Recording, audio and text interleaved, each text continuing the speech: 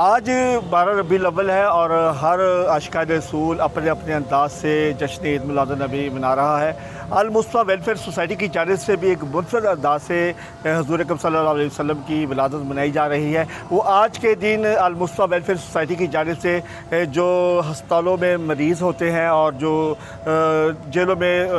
قیدی ہوتے ہیں ان کو گفٹ دیے جاتے ہیں اور ان کے لیے دعا کی جاتی ہے۔ عید میلاد گفٹ کے حوالے سے 2007 سے کام کر رہے ہیں اور الحمدللہ ہر سال عید میلاد کے موقع پر سید ارشد حسین گیلانی صاحب جو کہ سوسائٹی کے سرپرست ہیں،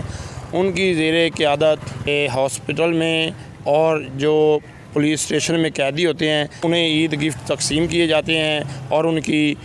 جو ہے صحت یابی کے لیے دعا کی جاتی ہے۔ دیکھیے آج کے دن جو ہے ان کو حضور اکرم صلی اللہ علیہ وسلم سے محبت کا